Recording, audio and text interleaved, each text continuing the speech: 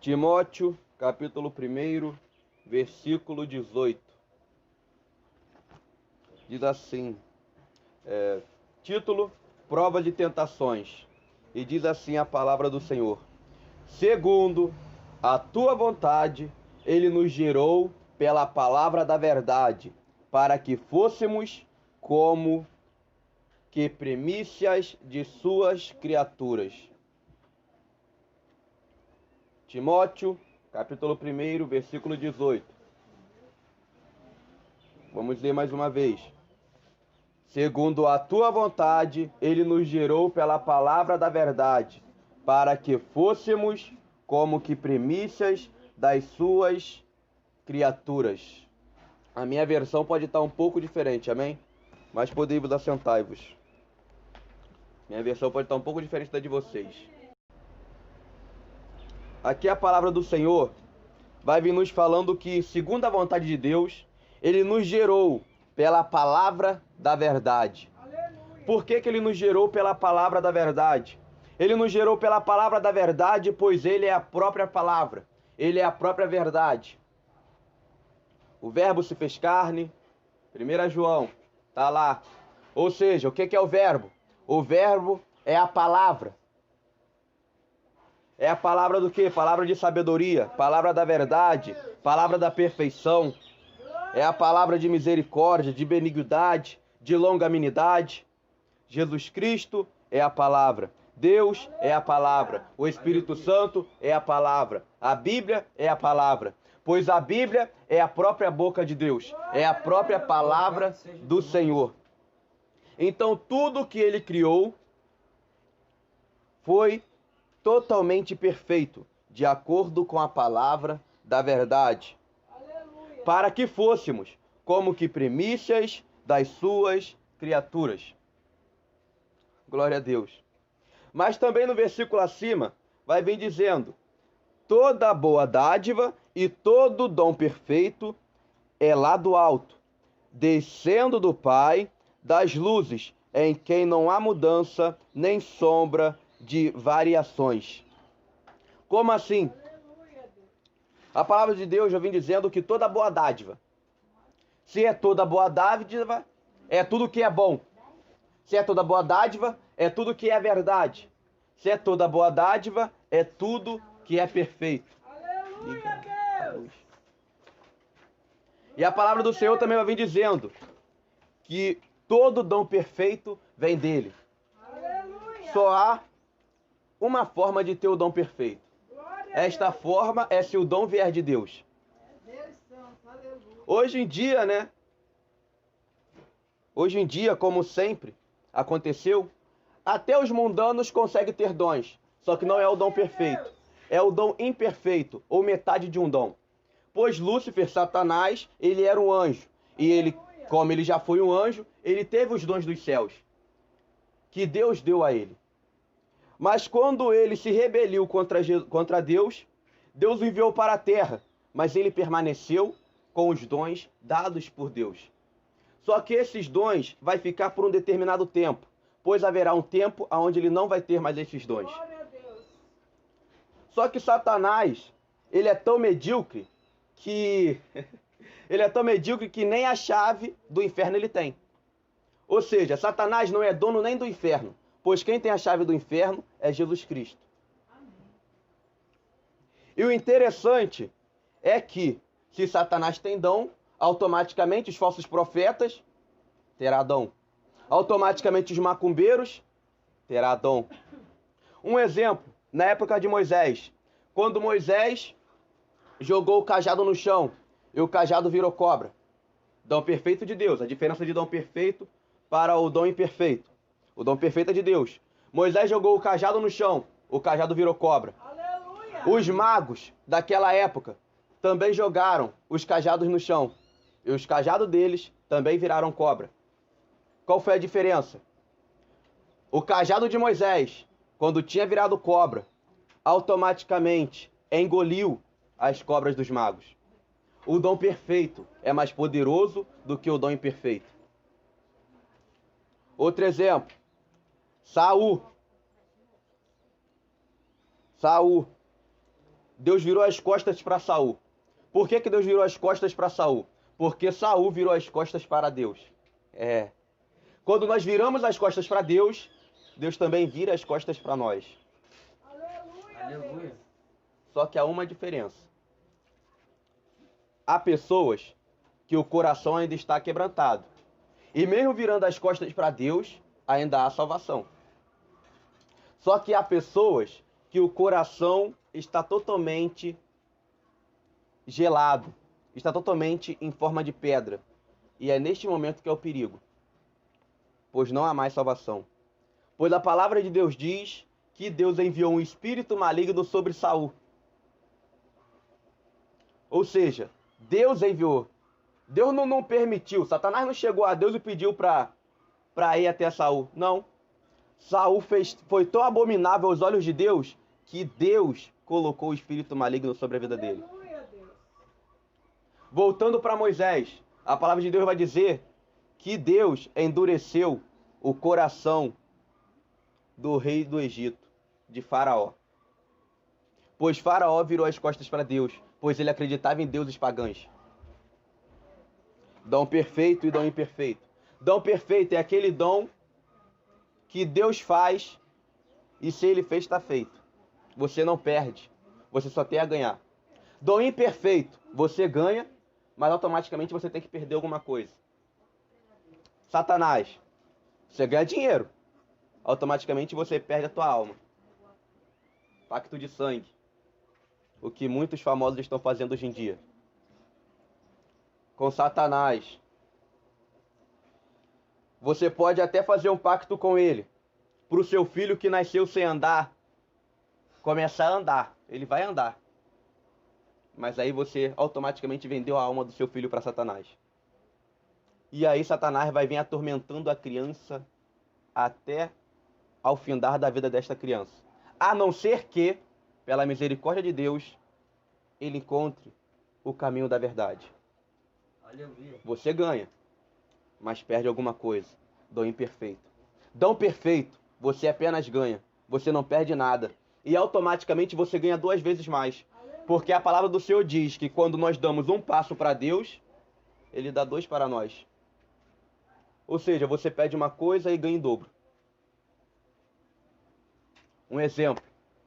Você pede a Deus para te curar, como a mulher do fluxo de sangue. Que ela precisava ser curada daquele fluxo de sangue. Ela foi até Jesus, tocou na orla de Jesus e ganhou virtude e foi curada. Resumindo. Quando aquela mulher foi curada, ela não ganhou apenas a cura. Ela ganhou a salvação. Ela não ganhou apenas a salvação. Ela ganhou novamente, como eu posso dizer? Novamente ela ganhou a honra dela. Isso. Novamente ela ganhou a honra, porque ela estava desonrada. Naquele tempo, a mulher que tinha fluxo de sangue, em outras palavras, menstruação, só que não era de mês em mês, era direto dela. O dela era direto sem parar, que isso era uma doença. Era direto sem parar todo dia. Ou seja, eu imagino que era uma mulher frágil, magra, porque já não tinha mais tanto sangue, perdia muito sangue. Então ela nem aguentava andar, como se fosse daqui até a porta. Mas a fé dela fez ela caminhar praticamente de uma cidade a outra para receber o milagre. E quando ela fez isso, ela ganhou honra. Por quê? Naquela época, a mulher que tinha o fluxo de sangue, ela ficava impura durante aquele período. Ou seja, toda mulher de antigamente no mês, ela ficava impura. Por causa do sangue que fluía. Só que aquela mulher, ela ficou impura durante 12 anos. Pois durante 12 anos, durante todo dia, ela teve o fluxo de sangue. Ou seja, ela perdeu a honra, ela perdeu família, perdeu amigos, perdeu dinheiro, pois a palavra de Deus fala que ela foi atrás de todos os tipos de tratamento do mundo. Ela foi atrás de todo tipo de ciência, de todo tipo de médico. Imagino eu que ela foi atrás de todo tipo de mago, macumbeiro, feiticeiro, porque ela tinha dinheiro. Ela foi atrás dos métodos mais fáceis. Ou seja, ficou totalmente sem honra. Mas a partir do momento que ela deu um passo para Deus, mesmo que esse passo para ela fosse difícil, mas para Deus não é nada, pois Deus deu força a ela para ela ir até Jesus. Amém. Ela ganhou de volta a tua honra, ganhou a cura, ganhou a salvação. Pois tenha certeza, naquele tempo, quando eles viam os milagres de Deus, automaticamente eles se rendiam a Deus. Tinha os rebeldes, que não se rendiam, os fariseus. Tinha. Mas tinha aqueles que reconheciam a Deus como o único e suficiente Salvador. A palavra de Deus também vai vir dizendo: descendo do Pai, das luzes em quem não há mudança, nem sombra de variações. Descendo do Pai, das luzes em quem não há mudança, nem sombra de variações. Olha que coisa tremenda. Por que que não há mudança, nem sombra de variação? Variação é mudança. Como assim? Uma pessoa variável, sempre está mudando, sempre está mudando o pensamento. Mas ó, descendo do Pai, das luzes, não é das trevas, das luzes, em quem não há mudança. Deus não há mudança de pensamento, Deus não há mudança de doutrina, Deus não há mudança de costume, Deus não há mudança de milagre, Deus não há mudança de poder, Deus não há mudança de glorificação, Deus não há mudança de exaltação, Deus é sempre o mesmo, sem variedades. Deus não varia. Deus continua o mesmo, Ele permanece o mesmo. A palavra de Deus fala: eu serei o mesmo ontem, hoje e eternamente. Deus não muda. Nós podemos mudar, mas Deus não muda. Tudo onde passar, menos a palavra de Deus.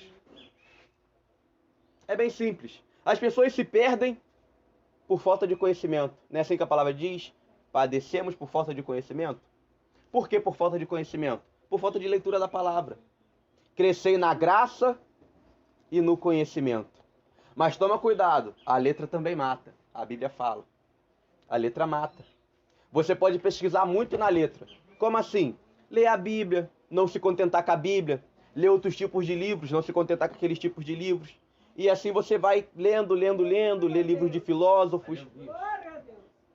E nisso acaba morrendo. Fisicamente? Não, espiritualmente.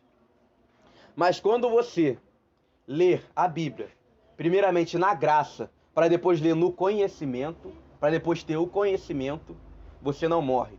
Você recebe a vida. E vida com abundância. Por isso que a palavra diz: crescer na graça e no conhecimento. Como assim na graça e no conhecimento? Crescer na graça, crescer na oração, no jejum. Isso é crescer na graça. E o crescer no conhecimento? Na leitura bíblica. Simples. Só que tem gente que fala que Bíblia é um livro qualquer. É um livro antigo. Tem gente que fala que é o livro mais antigo do mundo. É o mais antigo do mundo, mas não é um livro. Ah, mas não é o livro? Não, não é o livro. É a palavra de Deus. É a boca de Deus. Não é um simples livro. Não é um livro. É o livro. É o livro que tudo pode passar, mas as coisas que estão aqui vai permanecer. Eu já vi testemunhos de lugares que pegou fogo e a única coisa que não pegou fogo foi a Bíblia. Já vi testemunhos de carro que bateu, o carro todo amassou, mas o que não rasgou foi a Bíblia. E hoje em dia tem várias versões da palavra, mas as verdadeiras Bíblias com a palavra que não foi ainda tirada ainda permanece. Porque hoje em dia tem muita Bíblia que eles tiram versículo, modifica versículo, mas as verdadeiras Bíblias permanecem. Mas tem os mundanos que não crescem na graça nem no conhecimento. Então nós já vimos que, segundo a sua vontade, Ele nos gerou pela palavra da verdade. Nós viemos, nós nascemos, viemos à terra através da palavra da verdade. Deus nos fez pela verdade. Deus quer que nós permanecemos na verdade. Na verdade Ele nos fez, na verdade nós iremos. Isso é o que Deus quer. Só que muitas pessoas veio na verdade e se perdem na mentira. Por quê que nós viemos na verdade? A palavra diz como foi a nossa criação. A palavra diz como foi a nossa criação. Mas não tem gente falando que a gente veio do macaco? Se perderam na mentira. Como assim nós viemos na verdade? Nós viemos, sabemos que existe um Deus vivo, que Ele é único, onipotente, onipresente, onisciente, que nós devemos adorar Ele, viver como Ele quer, pois nós somos servos, Ele é Senhor. Se Ele é Senhor, quem manda em nós não é nós, é Ele. Não, se você estiver no mundo, você se manda. Mas a partir do momento que você aceitou Jesus, na verdade quem está no mundo também não se manda não, né? que a Bíblia fala que há dois senhores, né? Parando para meditar. Ou seja, nem no mundo eu me mandava. Agora que eu estou na igreja, eu vou me mandar? Se no mundo eu obedecer a Satanás, na igreja eu tenho que obedecer a Deus. Eu não posso estar na igreja e obedecer a Satanás. A Bíblia fala que há dois senhores. Glória a Deus. O dono da nossa alma ou é Deus ou é Satanás. Ou é a verdade ou é mentira. Mas todos nós viemos da verdade. Aleluia. Até Satanás veio da verdade. Por que ele veio da verdade? Porque Deus é a verdade. Tudo que veio de Deus é verdade. E tudo veio dele. Antes dele não havia nada. Ele veio antes de tudo. Deus é a verdade. O que ele falar é verdade. O querer dele é verdade. O agir dele é verdade. Ele é completamente a verdade. Ele é aquele que tem sabedoria, ciência, discernimento. Deus é a verdade. E antes de Satanás, não existia a mentira. Só existia a verdade. A mentira só veio existir depois que Satanás veio. Por isso que a Bíblia fala que Satanás é o pai da mentira.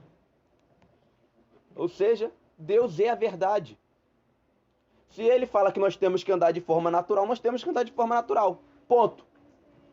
Se ele fala que nós não devemos contaminar os nossos olhos, nós não devemos contaminar os nossos olhos. Ponto. Se ele fala que nós devemos nos relacionar depois do casamento, e ponto. Não tem meio termo, não tem variações. Não tem mudança. Não tem mudança, é aquilo e ponto. Se ele fala que tem roupa de mulher e roupa de homem, é roupa de mulher e roupa de homem, ponto. Não tem esses tipos de roupa, como é que é? Unissex, não existe isso unissex. Ou é de homem ou é de mulher. Ponto. Não me importo com o que acham. Não há mudança, não há variedade. Deus falou roupa de mulher, roupa de homem. Deus não falou roupa de mulher, meio homem e roupa de mulher. Não. Não tem esse meio mulher, meio homem. É homem ou mulher. Se a palavra de Deus fala que ele criou o sexo masculino e feminino, é masculino e feminino e ponto. Ele é verdade. Contra ele nós não contesta, nós só aceitamos. Já percebeu que quando a gente faz algo de errado, tudo na nossa vida vira uma bola de neve e tudo começa a dar errado? Mas quando nós estamos na presença de Deus, aquela bola de neve vai embora e tudo começa a caminhar certo. Deus é tão maravilhoso que se a gente deixar tudo na mão dele, tudo na nossa vida vai dar certo. Por isso que nós não contestamos, a gente só aceita. Porque o jeito que ele quer é o jeito correto. O jeito que ele quer é a verdade. O jeito que ele quer é o jeito que vai dar certo. O nosso querer dá errado. O querer dele dá certo. Então é só deixar no querer dele. Mas vamos para outros versículos. A palavra de Deus vai vir dizendo, em Jó 14:22, que ele sente a dor da sua própria carne e chora somente por sua alma. Em outras palavras, o que esse versículo quer dizer? Gente, Deus sabe quando nós estamos sofrendo da carne. Ele sabe. Se ele permitir que eu sofra um acidente, ele vai saber que eu estou sofrendo. Se ele permitir que algum ente querido meu venha a falecer, ele vai saber que eu estou sofrendo. Mas Deus, ele só chora pela sua alma. Ele só chora pela minha alma. Deus não vai chorar por ver a nossa carne sofrendo. Ele vai chorar por saber que a nossa alma vai sofrer no inferno. Olha a importância. Ele não vai chorar porque você está sofrendo na terra, não. Ele vai chorar por saber que você vai sofrer eternamente. O mundo é passageiro. Ele sabe que é passageiro. A nossa idade no mundo comparado com a eternidade não é nada. Não é nada. Ele sabe o nosso sofrimento. Mas ele só vai chorar pela nossa alma. Glória a Deus. É por isso que nós devemos amar a alma. É por isso que nós devemos buscar as almas.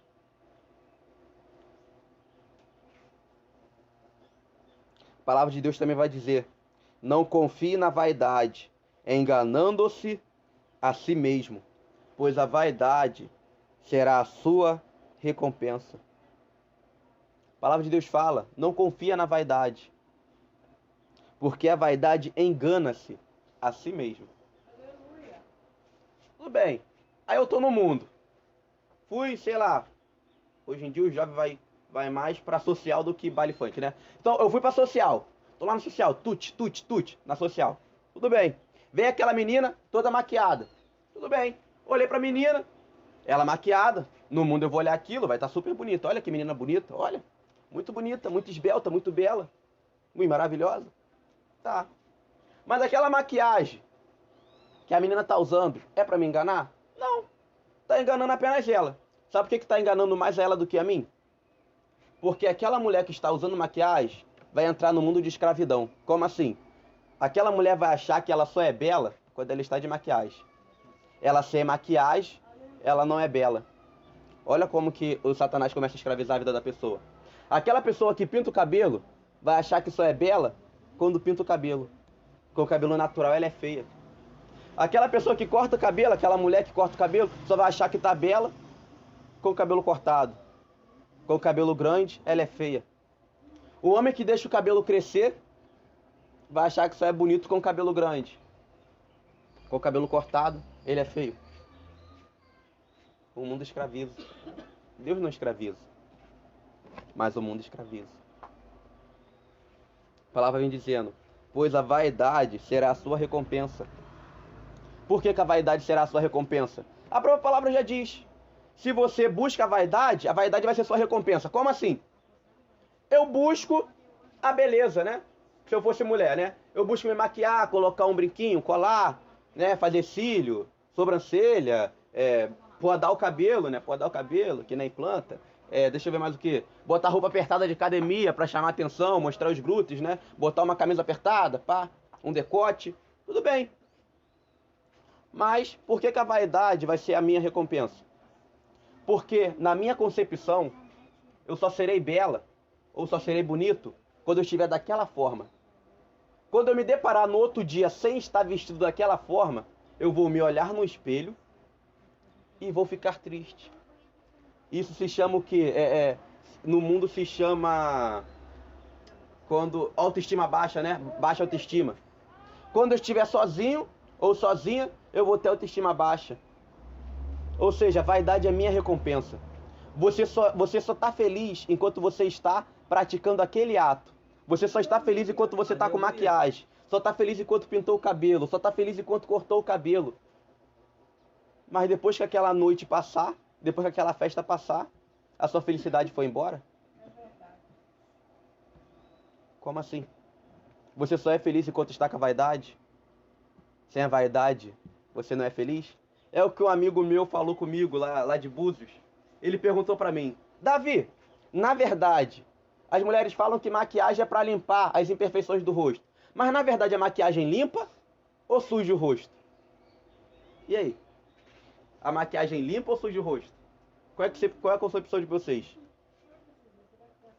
Aí eu parei pra pensar. A maquiagem suja. Por quê? Primeiro exemplo. Eu sou uma mulher que tá toda maquiada. Fui beijar um homem, a maquiagem que tá em mim passa pro homem. Já sujou o rosto do rapaz. E nós tomamos banho pra quê? Pra se limpar, correto? E quando as mulheres estão com maquiagem, por que elas precisam passar água no rosto pra tirar a maquiagem? É pra se limpar, né? Então a maquiagem suja. A maquiagem não limpa. Um pequeno entendimento de fácil acesso. A Bíblia fala pra gente colocar o rosto no pó. Hoje em dia, são as pessoas que estão colocando o pó no rosto.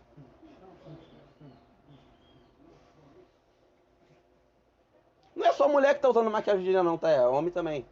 Não é homossexual não, é as pessoas que se diz homem mesmo. Tá usando maquiagem também. Hoje em dia tá tudo invertido. Hoje em dia é mais fácil homem usar maquiagem do que mulher usar maquiagem. Essa é a verdade. Ou seja, nós já chegamos a entender que a maquiagem, ela não limpa, ela suja. Que em vez de nós colocarmos o rosto no pó, nós estamos colocando o pó no rosto. Nós não, né? Que eu não estou falando isso não, graças a Deus. Está repreendido. Mas aí voltando lá na palavra, Por que eu estou dizendo essas coisas? Porque a fé, ela vem pelo ouvir. E ouvir a palavra de Deus. Agora o último versículo que eu vou deixar. É em Tiago, capítulo 1, versículo 19. Saibeis isto, meus amados irmãos, todo homem seja pronto para ouvir, tardio para falar e para ceirar. Todo homem esteja pronto para ouvir, tardio para falar e tardio para ceirar. Por quê? É bem simples. Tem todo tipo de pessoa dentro de uma igreja, assim como tem todo tipo de pessoa dentro de casa ou lá na rua. Tem um tipo de pessoa que quando o preletor começa a pregar a verdade, essa pessoa se ira, essa pessoa começa a atrapalhar, começa a fazer tudo, mas não é ela, é Satanás. É Satanás, mas ela acha que é ela, tudo bem. Mas agora indo para uma linguagem universal. A palavra de Deus fala que os antigos são mais sábios do que os novos. Por que os antigos são mais sábios do que os novos? Porque os antigos viveu mais do que os novos. Os antigos viu muito mais coisas do que os novos. A palavra de Deus também vai falar que os mais novos devem aprender com os antigos. Ou seja, os novos têm que ser tardio para falar e tem que estar atento ao ouvir, ao escutar.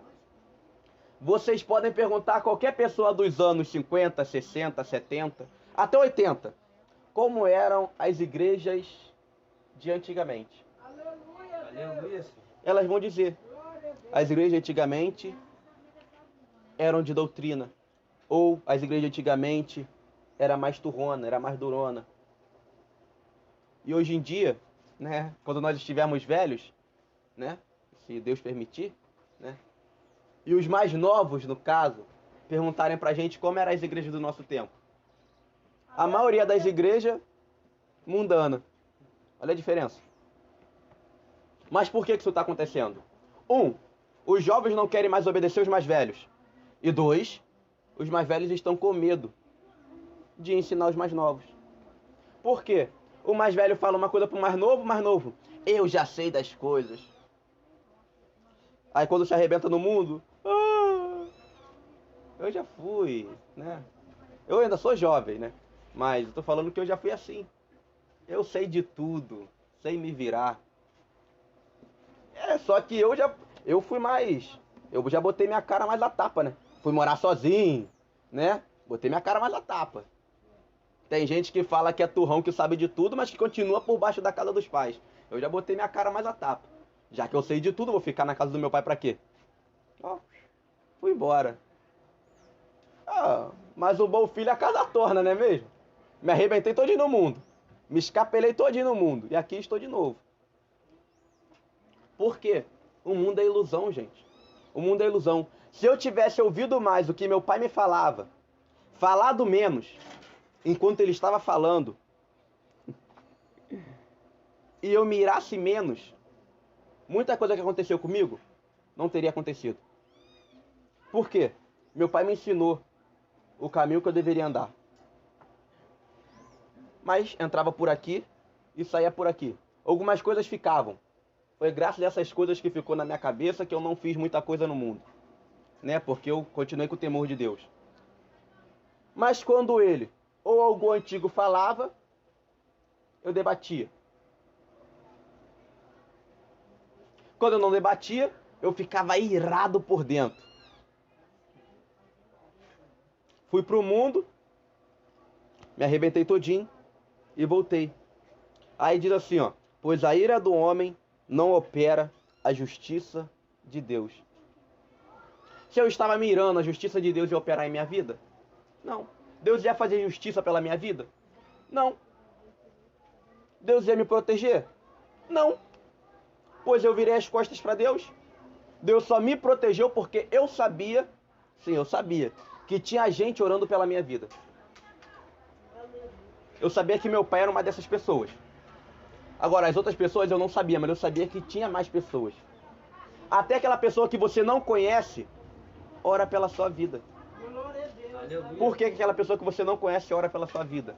Porque as pessoas falam assim, ó: Deus, guarda os jovens.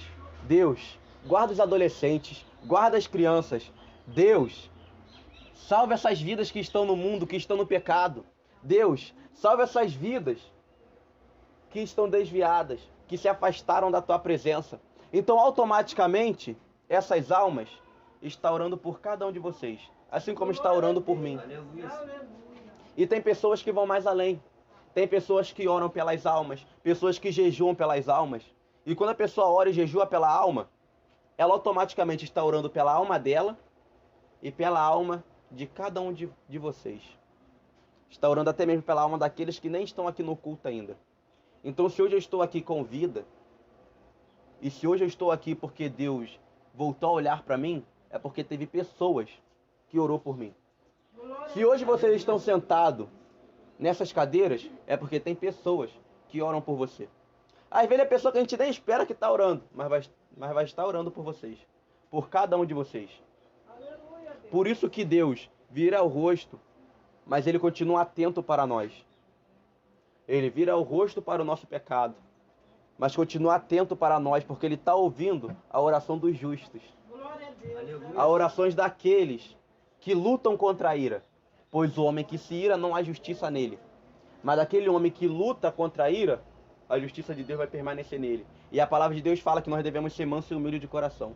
Aleluia. Então Deus escuta a oração dos justos, e é através da oração dos justos que nós continuamos com vida, que nós continuamos tendo força para vir para a casa do Senhor, que nós continuamos tendo força, mesmo naquele dia triste, para vir para a casa de Deus. Mas ei, a tristeza acaba. Como que a tristeza acaba? Se nós estivermos salvos no Senhor. Por lá no céu não vai haver mais tristeza. Aqui na terra a tristeza acaba? Não. A tristeza não vai acabar. Mas nós teremos o Consolador. A tristeza vai vir e nós rapidamente seremos consolados. Em vez de demorar todo aquele dia de tristeza que demorava, vai demorar minutos, às vezes algumas horinhas, dependendo da tua fé. Mas é algo consolável.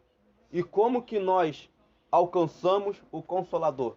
Dando o primeiro passo para aceitá-lo como único e suficiente Salvador. Ou aqueles que já aceitaram, mas ficaram que nem o crente Raimundo, um pé na igreja, um pé no mundo. Olha que maravilha, o Raimundo. Ó. Pode fazer o concerto com Deus. E assim receberá o Consolador. Não seja como eu, que fui um vagabundo no mundo. Eu fui um vagabundo no mundo. Por que eu fui um vagabundo no mundo? Porque eu era um vagante, sem rumo. Eu vagava no mundo da senda do horror, sem rumo nenhum. Eu era um vagabundo. Vagabundo significa vagante sem rumo. Eu vagava, sem rumo algum. Eu era apenas uma casca, que não tinha vida por dentro. Eu já passei por muita coisa. Já tive depressão, ansiedade, insônia. Coisa de jovem, né? Coisa de jovem nada, é coisa do bicho mesmo, gente. Pode ver que não é só jovem que tem isso não. Jovem, criança, adulto, ancião. Todo mundo tem isso. Pessoas na Bíblia tiveram, mas eles venceram como? Na oração. Venceram na oração. Tem coisa que é só na oração. Nós podemos ir até no psicólogo. Podemos ir no psicólogo. Não acho que é pecado o crente ir no psicólogo. Mas tem um problema. Todo psicólogo vai falar que o problema que você tem não é algo espiritual. Todo psicólogo vai falar isso. Nenhum psicólogo vai admitir que existe um Deus. Enquanto você estiver conversando com ele na sala de psicologia, ele não vai admitir que existe um Deus. E o psicólogo vai passar remédio para você. Ele vai passar remédio para você. E o remédio vicia. E você vai ficar mais uma vez escravo do mundo. Por quê? Você vai achar que a sua depressão só vai passar se você tomar aquele remédio. Ou que a sua ansiedade só vai passar se você tomar aquele remédio. Ou se a sua insônia só vai passar se você tomar aquele remédio. Você fica escravo do remédio, escravo do mundo. Mas tem um que te cura e não deixa você ser escravo. Tem um que te cura sem você precisar de remédio. O nome dele é Jesus Cristo. Jesus de Nazaré. Aquele que deu o seu sangue para nos salvar. aquele que padeceu por nós. Esse é o que te cura, sem deixar você escravo do mundo. Isso é bom, isso é maravilhoso. Mas voltando para o versículo para encerrar, vai dizer assim, ó, segundo a sua vontade, não é segundo a minha nem a sua vontade, é segundo a vontade de Deus. Nós temos que andar de acordo com a vontade de Deus. Se nós aceitamos a Ele, Ele é o nosso Senhor e nós somos servos. Segundo a sua vontade, Ele nos gerou pela palavra da verdade. Ou seja, Ele é a verdade. Não importa o que você pense, Ele é verdade. A tua verdade é mentira para Deus. Ponto. A nossa verdade é mentira. Se nós formos viver na nossa verdade, até a nossa pregação será errada. Se for pregar a minha verdade. Porque a minha verdade é pecaminosa. Eu vim do pecado. Eu vim do mundo. O mundo é pecaminoso. Eva comeu o fruto. A partir do momento que Eva comeu o fruto, todos aqueles que nascem no pecado. Ou seja, nascem na mentira. Eu nasci na mentira. Então o meu eu é mentira. Mas Deus é a verdade. E para terminar, para que fossemos como que primícias das suas criaturas. Nós temos que viver como criatura de Deus, mas como as primeiras criaturas do Senhor. As criaturas perfeitas, que andavam na perfeição, que adoravam a Deus. Nós temos que viver como na premissas. Como assim? Como na premissa da igreja. Como a igreja de Atos dos Apóstolos. A igreja que acreditava no poder de Deus. A igreja que não vivia no pecado. A igreja que era firme, vivia na premissa. É isso que a palavra do Senhor está falando. Que a palavra do Senhor venha falar melhor em cada coração aquilo que eu não fui capaz de expressar. E que o Espírito Santo de Deus venha repousar na vida de cada um, trazendo a cada um de vocês o consolo, tanto espiritual como material. Pois nos dias de hoje nós estamos precisando. Pois nós estamos sendo muito enganados pelos falsos evangelhos. Amém? Vamos ficar de pé, fazer um minutinho de oração. Aleluias. Todos comigo dando glória, glória, glória a Deus. Senhor, maravilhoso Pai, Deus Todo-Poderoso, Tu és santo, digno de toda honra, toda glória e todo louvor. Meu Deus, eu te louvo e te agradeço por esta tarde grandiosa. Te louvo e te agradeço também, meu Pai amado, pela vida, Senhor, de cada uma dessas pessoas que aqui está, meu Pai, que vieram ouvir a Tua palavra, que vieram te adorar, meditar, meu Pai amado, na Tua palavra, Senhor. Eu peço a Ti, meu Pai, que o Senhor venha dar força a eles, meu Deus amado, para que eles venham orar, ler a palavra do Senhor e até mesmo jejuar, meu Pai.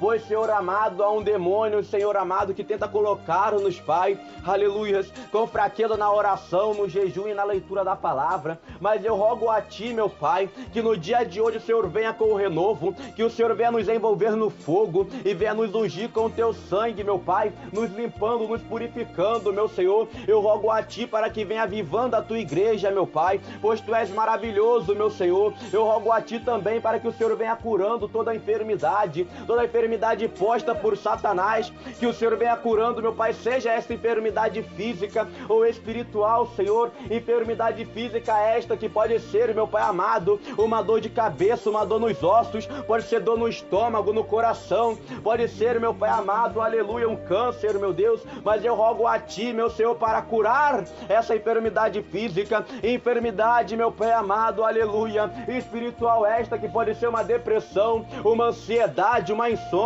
e também, meu Pai amado, tem diversas outras, meu Pai, doenças espirituais. Eu rogo a Ti, meu Pai, que venha curando. Estenda a Tua mão sobre a nossa cabeça, pois a Tua mão é uma mão forte, é uma mão que nos conforta, é uma mão que nos abraça. Então nos proteja, meu Pai, pois Tu és maravilhoso, Senhor. Venha tocando e repousando com o Teu Santo Espírito sobre a vida de cada um de nós, pois Tu és maravilhoso, Pai. Eu também te peço, meu Deus amado, para que o Senhor venha abrir a visão espiritual, Senhor, dos Teus servos, para nos dar visões e revelações, aleluia, para aumentar a fé do Teu povo. E muito além disto, meu Senhor, eu te peço, Pai amado, para que o Senhor venha fazer sinais e prodígios no meio da Tua igreja. Eu peço a Ti que venha usar não apenas a mim, mas cada um dos Teus servos, meu Pai. Venha usar os adolescentes, meu Senhor amado, venha usar os adultos, meu Pai. Ah, meu Pai amado, pois Tu és maravilhoso. Usa também os anciões, as criancinhas, meu Senhor amado. amado, que aqui o Senhor vai colocar, pois Jesus, tu és maravilhoso, meu Pai, toca na vida de cada um, começa, meu Deus amado, colocar a palavra de sabedoria